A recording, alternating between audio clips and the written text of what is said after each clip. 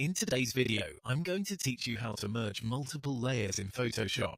If you're working on a design with lots of separate elements, merging layers can help you stay organized and simplify your workspace. It's especially useful when you've finished adjusting a group of layers and want to turn them into a single layer without changing how they look on the canvas. To begin, go to the Layers panel and find the layers you want to combine. Hold down the Shift key, then click each layer you want to merge. This allows you to select multiple layers at once. As you click, make sure you're only choosing the layers you actually want included, because Photoshop will combine all selected layers into one. Once all the correct layers are selected, right-click on any one of those selected layers. In the menu that appears, choose Merge Layers. If you prefer using keyboard shortcuts, you can also press Command and E on a Mac, or Control and E on Windows. Both methods do exactly the same thing, so you can use whichever feels faster or more comfortable for your workflow. As soon as you do that, Photoshop will merge the selected layers into a single layer.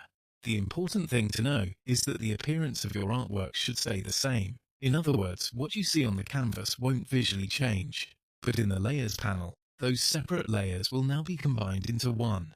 This is helpful for reducing clutter and making your file easier to manage. If you accidentally merge the wrong layers, or you simply change your mind afterward, Photoshop gives you a quick way to reverse it. Go to the top menu and select Window, then choose History to open the History panel.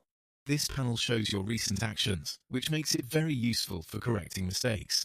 In the History panel, look for the step just before the merge happened, and click on it. In some cases, you may see a state labeled Delete Layer after merging. If that appears, clicking the appropriate earlier history state will restore your layers to their separate form. This lets you go back without having to rebuild everything manually. That's all it takes to merge multiple layers in Photoshop. Select the layers with Shift, merge them using the right-click menu or the shortcut, and if needed, use the History panel to undo the action.